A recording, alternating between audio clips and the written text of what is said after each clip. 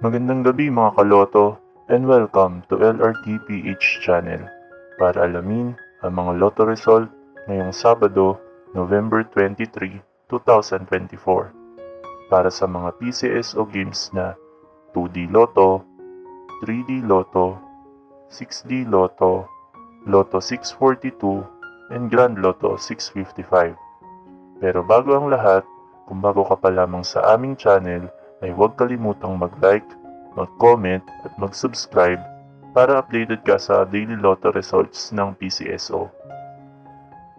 Para sa Grand Lotto 655, we have no winner para sa jackpot prize na 29,700,000 pesos.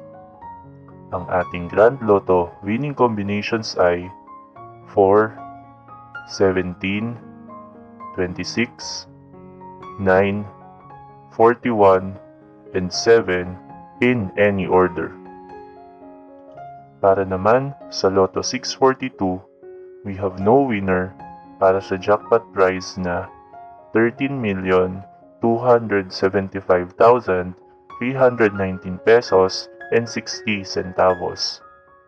Ang ating Lotto 642 winning combinations ay 18, 2, 40, 42, 26, and 14 in any order. Para naman sa 6-digit Lotto, ang ating winning combinations ay 2, 3, 1, 5, 7, and 1 in exact order. Para naman sa 3-digit Lotto for 9 p.m. draw, ang ating winning combinations ay 0, 8, and 2 in exact order.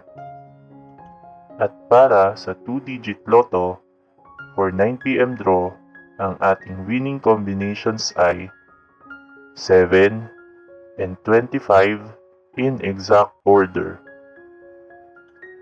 Narito naman ang ating susunod na draw schedule para sa araw ng Linggo, November 24, 2024. 2D Lotto at 3D Lotto para sa 2 p.m. and 5 p.m. draw at 2D Lotto, 3D Lotto, Super Lotto 649 at Ultra Lotto 658 para naman sa 9 p.m. draw na mayroong estimated jackpot prize na 15 million pesos para sa Super Lotto 649 at 150 million pesos naman para sa Ultra Lotto 658.